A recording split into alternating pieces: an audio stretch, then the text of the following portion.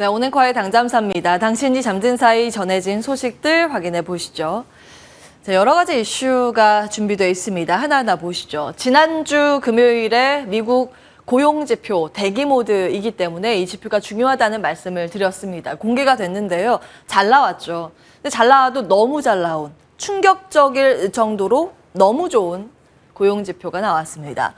예상의 한 2배 정도가 되죠. 비농업 고용이 52만 8천 명.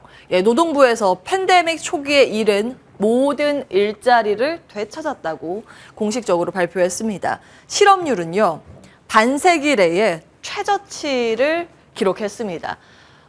미국이 일자리 원하는 사람이 이제는 거의 없음을 의미합니다. 일자리 탄탄히 버텨주고 있음을 나타내는 모습입니다.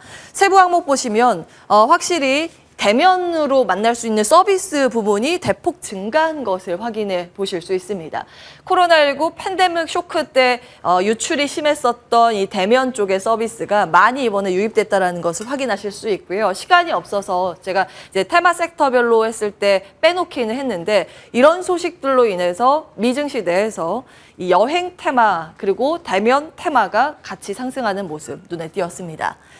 자, 이것은 좀 여러 가지 생각을 해볼 부분은 있습니다. 연준 이제 긴축, 고용이 이렇게 좋으니까 더 긴축 강하게 해도 되겠구나라고 해석을 할 수 있겠죠. 그래서 여기까지 지금 거론이 되기 시작했습니다. 8월 FOMC, 임시로 소집되는 것 아닌가라는 부분이 말입니다. 원래는 여름 휴가로 인해서 8월은 FOMC가 없죠. 그래서 바로 그 다음이 이제 9월인데, 잭슨홀 미팅이 이제 요 내용을 대체합니다. 거기서 이제 힌트가 나올 것이다 이런 기대감이었는데요. 이제 요렇게 고용이 잘 나오니 9월까지 못 기다리고 8월에 금리 인상 바로 하는 것 아닌가라는 그런 우려감으로 해석되는 분위기입니다. 이 과거의 사례를 보시면 1994년 4월에 임시 FOMC 8월에 소집하고 금리 인상한 바 있습니다. 그 이후에는 없었는데 과연 이번에 어떻게 될까 한 가지 이제 관전 포인트로 올라오는 모습입니다. 다음 보시죠. 조금 더 들어가겠습니다. 이제 비농업 고용 너무 잘 나오다 보니까 이제 긴축 강화 우려감이 고스란히 반영이 되고 있습니다. 베팅 수치가 높아지고 있는 상황인데요. 9월 FOMC 때 이제 75bp 베팅이 한 20-30%에서 68%까지 껑충 뛰어 올랐습니다. 그리고 이 부분보다 더 중요한 부분은 좀 긴 관점으로 내년까지 관측치를 보시면 원래는 이 고용지표 이전에 금리의 피크아웃은 올해 12월 정도, 올해 말, 그리고 나서 내년 들어서는 오히려 금리 인하가 나올 것이다. 여기에 컨센서스가 맞춰져 있었는데요. 그 시간이 다 뒤로 미뤄졌습니다. 내년까지 금리 인상에 대한 타임테이블이 제시되고 있다는 점도 하나의 포인트입니다. 그런 것들 주변 지표에 고스란히 반영이 됐는데요. 달러가 굉장히 많이 올라서서 사실은 이건 우리나라에도 좀 부담인 내용인데 달러 인덱스가 106포인트 상향 돌파했습니다. 그리고 국채 가격이 떨어지자 국채 금리가 급등하는 모습 연출됐습니다. 금리 부담을 안아가면서 나스닥 지수가 하락하는 흐름까지 연결이 됐습니다. 첫 번째 긴축 강화 우려감 이렇게 확인을 해보셨고요. 반면에 고용 이렇게 좋으니까 경기 침체는 나오지 않을 것이다. 이렇게 해석이 될 가능성도 있습니다만 시장은 전혀 그렇게 보지 않았습니다. 다음 화면으로 확인해 보시죠. 경기가 막 좋아질 거라고 생각이 들면 기름 더 많이 쓰겠구나. 그래서 통상 유가가 급등하는 흐름을 보입니다. 그런데 이날 그 고용지표 발표되고 나서 장중에 WTI가 $90를 돌파하기도 했습니다만 그 이후에 그 흐름이 유지되지 못하고 점차 내려가는 모습이었습니다. 장중 흐름 보시면 확연히 드러나는 패턴인데요. 유가 고용 기대감을 반영시키다만 흐름이었습니다.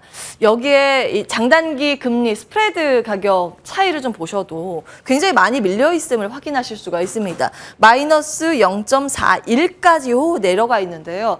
이것은 이제 경기 침체에 대한 예고가 더 확대됐다라는 것을 의미합니다.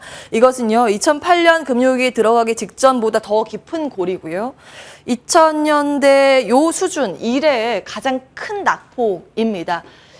금리 1년물과 2년물과 10년물 장단기 금리 차이의 역전 현상이 요즘 가팔라지고 있음을 확인하실 수가 있는데요. 경기 침체 가능성을 여기는 이제 예고를 하고 있는 상황입니다.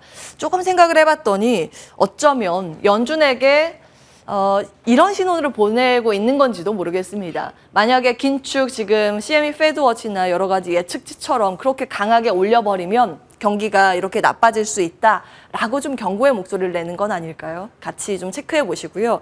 시장은 반응이 굉장히 초연한 흐름을 보였습니다. 미증시 3대 지수 보시는 것처럼 그 충격으로 약간 밀리는 듯한 흐름을 보였지만 장중에 이 하락 물량을 다 소화해 가면서 낙폭을 굉장히 크게 만회한 부분 특징적입니다. 이런 그 지표에 민감한 부분이 다우인데 다우가 오히려 상승세를 시현하면서 마무리가 됐고요. 금리의 상승의 영향으로 나스닥은 떨어졌습니다만 낙폭이 제한된 부분 눈에 띄었습니다. 심리가 굉장히 잘 버텨주고 있죠. CNN이 제공하는 공포 탐욕 지수 보시면 여전히 중립을 나타내고 있습니다. 약간 더 오히려 좀 올라서는 모습이 굉장히 특징적이었는데요. 이런 심리로 인해서 이번 주에 있을 이 물가지표에 대한 물량도 잘 소화해 나갈 수 있을까요? 한 가지의 관전 포인트입니다. 이번 주는 다시 이제 물가지수에 주목할 가능성이 굉장히 높습니다. 10일에는 CPI 발표, 11일에는 PPI 발표입니다. 무엇보다 이 부분이 중요한데요. 12일에 미시간대 소비자 태도지수 예비치가 발표되는데 이때 인플레이션 기대가 같이 발표됩니다. 사실 그 부분을 연준이 굉장히 많이 참고하기 때문에 계속해서 체크를 해보셔야겠습니다. 다음 보시죠. 이슈 하나가 좀 추가됐죠. 인플레이션 완화 법안, 인플레 감축 법안이라고 하는 것이 드디어 상원을 통과했습니다. 이제 거의 이제 하원 통과 수순을 밟게 되는 내용이죠. 긴급 예산 조정권이 발동되면서 필리버스터 없이 그냥 통과가 됐고요. 예상했던 부분입니다. 크게 이제 인플레이션을 줄일 수 있는 도움이 될 수 있는 두 골자라는 부분 지속적으로 말씀을 드렸죠. 한 부분이 이제 헬스케어 보조 법안입니다. 처방 약값 인하 부분의 예산이 편성이 돼 있고요. 신재생 쪽 그리고 기존의 원래 이제 석탄 등의 기존 그 에너지원 지원까지 포함해서 기후변화 대응 예산이 좀 큰 편입니다. 이제 요 재원 마련을 위해서 이제 법인세를 인상을 해서 이제 기업들 많이 버는 이제 부자 증세가 나오는 부분을 체크해 보셔야겠고요. 이제 요 내용 때문에 관련 기업들이 들썩이는 모습이 여전히 나타났습니다. 지난번에 말씀드린 것처럼 기후변화 대응에 원전도 포함이 되고 석탄 이런 전통에너지가 포함된다고 말씀을 드렸습니다. 그런 반응이 여기에서 나타났다고 보시면 되겠고요. 신재생 쪽에서는 태양광이 굉장히 강세가 두드러지고 있다는 점 눈에 띕니다. 참고해 보시죠. 다음 보겠습니다.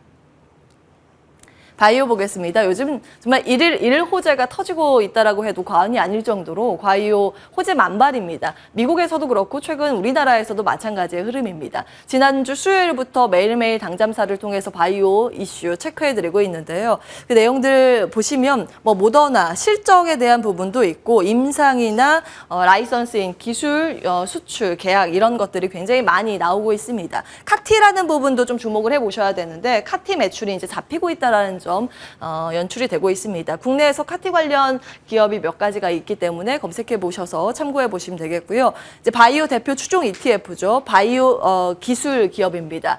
이제 XBI라는 전체 추종 ETF가 7월에 박스권을 뚫고 우상향 곡선을 계속 이어가고 있습니다. 3거래일 연속 급등 행진이 나오고 있다는 점 체크해 보셔야겠고요. 8월 3일 당잠사 화면입니다. 그때 이제 러셀 2000 지수가 상승을 하고 이제 스몰캡을 봐야 할까라는 관점에서 이 레포트를 소개해 드린 바 있습니다.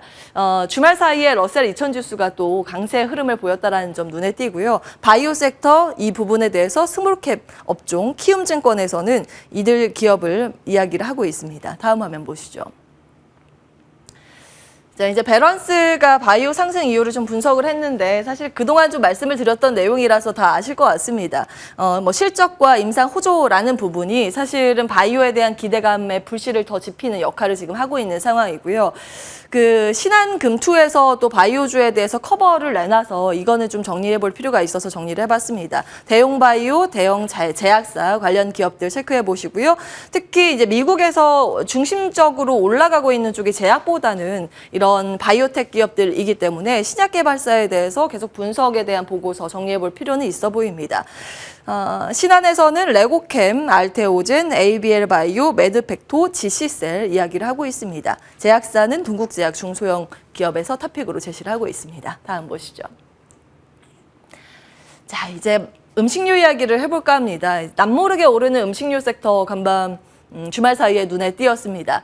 두루두루 좀 좋은 모습입니다. 농업 비료 테마가 오랜만에 상승세를 시현했고요. 농산물, 채소, 과일 쪽도 강한 모습이었습니다. 특히 가공식품 쪽에 비욘드 미트는 저가 매수세가 유입되면서 급등을 했고요. 신고가를 기록한 종목이 한 두 가지 눈에 띕니다. 포스트홀딩스와 제너럴 밀즈입니다. 두 기업은 아마 기억을 하실 텐데요. 4월 11일 당잠사에서도 이제 제너럴 밀즈 신고가를 다룬 바 있습니다. 하겐다즈와 요플레 기업이고 포스트는 시리얼 기업으로 많이 알고 계실 겁니다. 이때 물량 소화 과정을 거친 이후에 5월에 고점을 찍고 나서 좀 내려가는 모습이었는데요. 최근 다시 올라서면서 그를 뛰어넘는 신고가를 경신하고 있는 상황입니다. 어떤 이슈가 있을까요? 최근 곡물 가격이 가파르게 하락하고 있다는 점 눈에 띕니다. 옥수수 소매 가격이 점점 내려오는 모습이고요. 세계 식량 가격 지수가 요즘 굉장히 가파르게 하락 추세를 연결시키고 있습니다. 전 월비의 낙폭이 좀 크다는 점이 눈에 띄는 모습인데요. 국내에서는 사실 이런 이 식량 가격 지수가 올라갈 때 제품 가격을 이미 인상한 바 있습니다. 그런데 제품 가격 한번 인상을 해놨는데 이 원자재 가격이 떨어진다고 해서 그것을 내릴 것인가 그렇게 나오지는 않죠. 이미 인상한 제품 가격 좀 정리를 해봤는데요. 라면 가격 인상 폭입니다. 오뚜기, 농심, 상향식품 그리고 월 초에 두부 가격 인상도 있었고요. 음료 가격의 인상도 칠성 쪽에 있었죠. 이 점도 좀 참고해 보셔야겠습니다. 지금 10년 만에 음식료 강세장이 올 수도 있다. DB금융투자에서 이렇게 의견을 내놓고 있습니다. 왜냐하면 곡물 가격은 상승하면서 판매가 인상을 했지만 가격이 하락한다고 하더라도 그 가격을 유지할 것이기 때문에 이윤이 확대된 측면에 주목을 해야 된다라는 부분입니다. 여러 가지 레포트들을 통해서 탑픽 종목들이 거론되고 있습니다. 자리 옮겨서 그런 부분들은 개장 중계하면서 체크해 보도록 하겠습니다. 자, 마지막으로 우리 시장에 좀 우려되는 포인트는 있습니다. 바로 전기차와 반도체 약세인데요. 일론 머스크 CEO가 연간 2천만 대 차량 생산을 할 것이다 라고 했는데 여기에 따르면은 공장 추가적으로 12곳이 필요합니다. 그러면 막대한 비용을 들여서 공장을 지어야 하기 때문에 그런 부분에 대한 우려감이 발목을 잡은 모습이었습니다. 그리고 사이버 트럭 출시 일정 연기 소식도 있고요. 이제 다 테슬라 이야기인데 캘리포니아 쪽에서 테슬라 오토파일럿 허위 광고 기소 소식도 있습니다. 그로 인해서 테슬라의 주가도 밀릴 뿐만이 아니라 다른 친환경 관련 자동차가 같이 밀리는 부분 눈에 띄었고요.